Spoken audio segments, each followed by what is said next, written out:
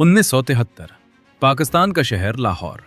एक आदमी चाय की दुकान पर बैठा है, उर्दू में बात कर रहा है, हंस रहा है, पड़ोसियों से मिल रहा है। उसका नाम है नबी अहमद शाकिर, पाकिस्तानी आर्मी में अफसर, कराची का रहने वाला। लेकिन सच ये है, वो आदमी भारत का है। उसका असली नाम है रविंद्र कौशिक, राजस्थान के श्रीगंगानगर का एक लड़का, जो इस वक्त पाकिस्तान की धरती पर पाकिस्तानी वर्दी पहनकर पाकिस्तानी फौज के सबसे गहरे रहस्य चुरा रहा था।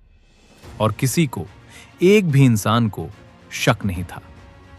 यही है उस शख्स की कहानी जिसे रॉ ने ब्लैक टाइगर का नाम दिया, जिसने अपनी पूरी जिंदगी एक झूठ में जी दी ताकि भारत सच में जी सके। बात है 1952 की। राजस्थान के श्रीगंगानगर में एक मध्यम वर्गीय परिवार में एक बच्चे का जन्म हुआ। नाम रखा गया रविंद्र कौशिक। बचपन से ही रविंद्र अलग था। जहां दूसरे बच्चे खेलते थे, वहां रविंद्र नाटकों में हिस्सा लेता था। उसके अंदर एक अजीब काबिलियत थी।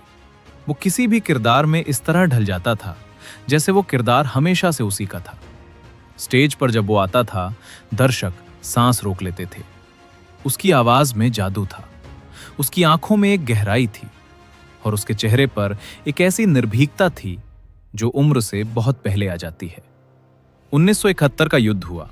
भारत ने पाकिस्तान को हराया, बांग्लादेश बना। लेकिन इस जीत के बाद भारतीय खुफिया एजेंसी रॉ को एक बात बहुत साफ समझ में आई।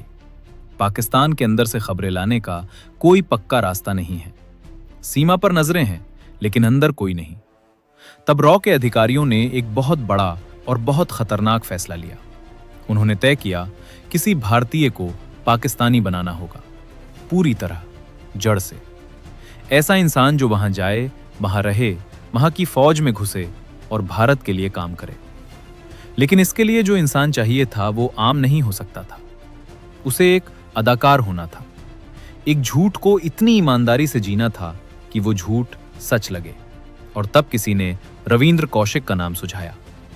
जब रॉ के अधिकारी पहली बार रविंद्र से मिले तो वो महज 23 साल का था।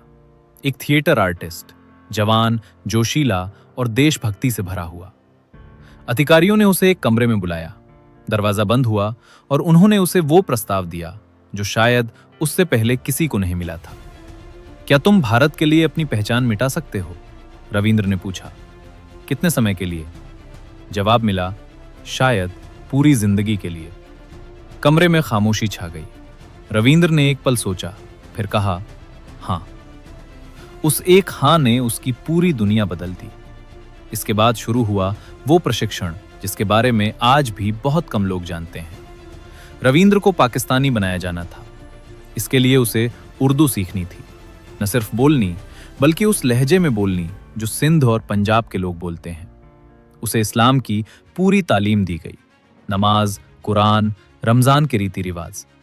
उसे पाकिस्तानी संस्कृति, पाकिस्तानी खाना, पाकिस्तानी लोगों की चाल ढाल, सब कुछ रटाया गया। रॉ के ट्रेनर्स ने उसे बताया, एक भी गलती का मतलब है मौत। वहां कोई दूसरा मौका नहीं मिलेगा। सालों की ट्रेनिंग के बाद रविंद्र कौशिक एक नए इंसान में बदल गया। उसका नया नाम था नबी अहमद शाकिर, कराची का रहने वाला, एक मध्यम वर्गीय मुस्लिम परिवार का बेटा, जिसका पूरा बैकग्राउंड रॉ ने तैयार किया था। फर्जी कागज, फर्जी रिश्तेदार, फर्जी इतिहास।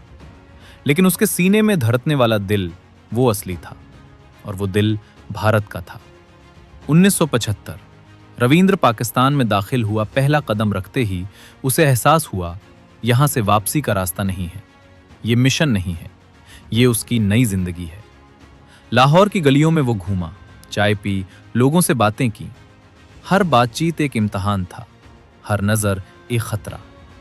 लेकिन रविंद्र ने वो किया जो शायद कोई और नहीं कर सकता था। उसने पाकिस्तान को अपना घर बना लिया। धीरे धीरे उसने पाकिस्तानी सेना में दाखिले की कोशिश शुरू की और यहां उसकी काबिलियत काम आई। उसके कागज दुरुस्त थे, उसकी उर्दू बेदाग थी, उसका व्यवहार ऐसा था जिसे देखकर कोई शक नहीं कर सकता था। पाकिस्तानी सेना ने उसे स्वीकार कर लिया। नबी अहमद शाकिर, पाकिस्तान आर्मी का अफसर, और उसी वर्दी के नीचे छुपा था रविंद्र कौशिक, भारत का सबसे खतरनाक जासूस। अगले कुछ वर्षों में रविंद्र ने जो किया वो किसी फिल्म से कम नहीं था। उसने पाकिस्तान आर्मी की तैनाती की जानकारी भेजी, बॉर्डर पर फौजी मूवमेंट की खबरें पहुंचाई, हथियारों की खरीद फरोख्त के बारे में रिपोर्ट दी और पाकिस्तान के अंदर की राजनीतिक उठापटक की जानकारी रॉ तक पहुंचाती रही। ये सब जानकारियां भारत के लिए सोने से भी ज्यादा कीमती थीं। लेकिन इस सब के बीच रविंद्र की जो असली जंग थी वो थी खुद से। हर सुबह जब वो उठता था तो उसे याद करना पड़ता था कि वो कौन है। याद करना पड़ता था कि उसका नाम नबी है, रविंद्र नहीं। याद करना पड़ता था कि वो यहाँ का है, वहां का नहीं। और हर रात जब वो सोने की कोशिश करता था तो उसे याद आता था उसकी माँ, उसके भाई बहन, राजस्थान की वो गलियां जहां वो खेला था, वो सब लोग जिनसे वो शायद कभी नहीं मिल पाएगा। ये दर्द था, गहरा, चुप्पा, अकेला दर्द। फिर आया वो मोड़ जिसने सब कुछ और जटिल कर दिया। पाकिस्तान में रहते हुए रविंद्र की मुलाकात एक लड़की से हुई, अमानत, एक पाकिस्तानी परिवार की बेटी, सीधी, सच्ची, प्यारी। रविंद्र जानता था उसे यहां किसी से जुड़ना नहीं चाहिए, यही उसकी ट्रेनिंग थी, यही उसका प्रोटोकॉल था। लेकिन इंसान का दिल प्रोटोकॉल नहीं मानता। उसने अमानत से शादी कर ली और इस शादी से एक बच्चा हुआ। अब रविंद्र सिर्फ एक जासूस नहीं था, वो एक पति था, एक बाप था, एक ऐसे घर का मालिक था जो उसका था लेकिन था भी नहीं। उसकी जिंदगी अब दोहरी नहीं, तिहरी हो गई थी। एक तरफ पाकिस्तानी अफसर नबी अहमद शाकिर, दूसरी तरफ पति और बाप, और तीसरी तरफ वो असली इंसान जो अंदर से चीख रहा था, जो घर जाना चाहता था, जो मां की आवाज सुनना चाहता था। सालों बीतते गए, रविंद्र का काम जारी रहा, रॉ को खबरें मिलती रहीं। वो पाकिस्तानी सेना में ऊपर उठता रहा, उसकी साख बनती रही। लेकिन जो चीज उसे हमेशा डराती थी वो थी एक छोटी सी गलती का डर। जासूसी की दुनिया में गलतियां होती नहीं, करवाई जाती हैं। और जब दुश्मन देश का खुफिया तंत्र चाहे तो किसी को भी फंसाया जा सकता है। 1983 पाकिस्तान की खुफिया एजेंसी ISI को कुछ शक होने लगा। यह शक किसी एक गलती की वजह से नहीं था, ये था उन छोटी छोटी चीजों का जोड़ जो अलग अलग देखने पर मामूली लगती हैं, लेकिन एक साथ रखने पर एक तस्वीर बनाती हैं। एक रात रविंद्र के घर पर दस्तक हुई। दरवाजा खुला, सामने ISI के अफसर थे। उस रात जो हुआ उसकी पूरी तफसील आज भी सार्वजनिक नहीं है, लेकिन इतना पता है रविंद्र कौशिक को गिरफ्तार कर लिया गया। ISI ने उससे पूछताछ की, घंटों नहीं, दिनों तक। वो सब तरीके इस्तेमाल किए जो एक खुफिया एजेंसी करती है जब उसे सच चाहिए होता है। लेकिन रविंद्र टूटा नहीं। उसने वो सब झेला जो शायद आम इंसान नहीं झेल सकता, और उसने वो राज नहीं खोले जो खुलने पर भारत को नुकसान पहुंचा सकते थे। लेकिन उसकी पहचान खुल चुकी थी, वो भारतीय जासूस था। ये पाकिस्तान जान चुका था। पाकिस्तानी कोर्ट ने रविंद्र कौशिक को मौत की सजा सुनाई। लेकिन फिर एक मोड़, किसी वजह से जो आज भी पूरी तरह स्पष्ट नहीं है, मौत की सजा को उम्र कैद में बदल दिया गया। रविंद्र को पाकिस्तान की मियां वाली जेल में भेज दिया गया, और यहीं से शुरू हुआ उसकी जिंदगी का सबसे लंबा और सबसे अकेला अध्याय, जेल की सलाखों के पीछे। रविंद्र इंतजार करता रहा। उसे यकीन था भारत उसे वापस लाएगा, रॉ उसे नहीं भूलेगी। उसके देश ने जो वादा किया था वो पूरा होगा। उसने भारतीय दूतावास को खत लिखे, अपनी मां को संदेश भिजवाने की कोशिश की। उसकी मां ने भारत सरकार से गुहार लगाई, लेकिन जो जवाब मिला वो जवाब था खामोशी का। भारत सरकार ने आधिकारिक तौर पर रविंद्र कौशिक को कभी स्वीकार नहीं किया। ये वो सच है जो सबसे ज्यादा दर्द देता है। जासूसी की दुनिया में एक बहुत पुरानी कहावत है, अगर तुम पकड़े गए तो तुम्हें हम जानते ही नहीं। ये कहावत रविंद्र के साथ हूबहू सच हुई। जिस देश के लिए उसने अपना नाम छोड़ा, अपना परिवार छोड़ा, अपनी जिंदगी दे दी, उस देश ने उसे सार्वजनिक रूप से कभी नहीं पहचाना। जेल में साल बीतते रहे, 1, 2, 5, 10। रविंद्र की उम्र ढलती रही, उसका स्वास्थ्य टूटता रहा। उसकी पाकिस्तानी पत्नी अमानत ने उसका साथ नहीं छोड़ा। जेल में मिलने आती रही, बेटे को लेकर आती रही। और उधर भारत में रविंद्र की मां, एक बूढ़ी औरत, हर दिन दरवाजे पर नजर रखती थी, शायद बेटा आए। वो बेटा कभी नहीं आया। 2002 पाकिस्तान की मियांवाली जेल में रविंद्र कौशिक ने आखिरी सांस ली। उम्र थी 50 साल। जेल में अकेले, किसी अपने के बिना।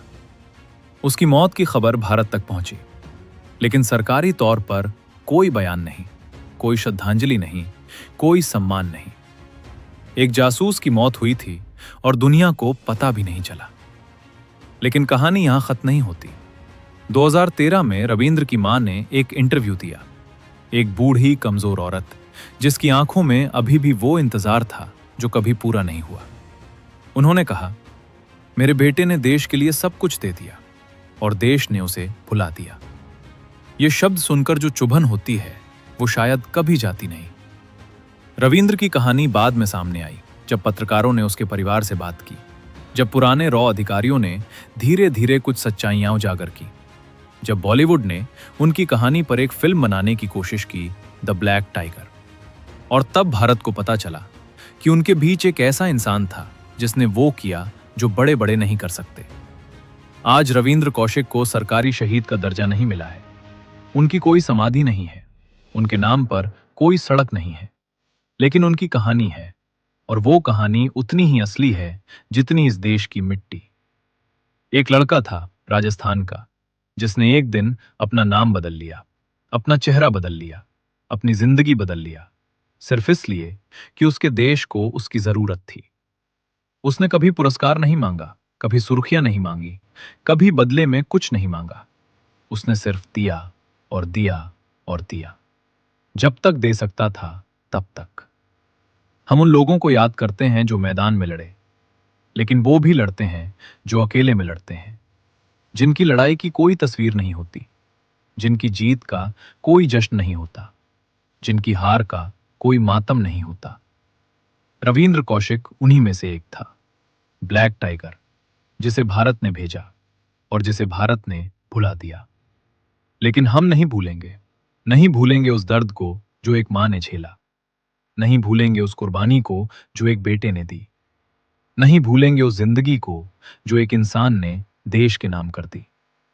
ये कहानी खत्म नहीं होती। ये कहानी हमें याद दिलाती है कि आजादी मुफ्त नहीं आती, और जो उसकी कीमत चुकाते हैं वो हमेशा नजर नहीं आते। रविंद्र कौशिक, 1952 से 2002, ब्लैक टाइगर, भारत का वो जासूस जिसे देश ने भुला दिया, लेकिन इतिहास नहीं भूलेगा।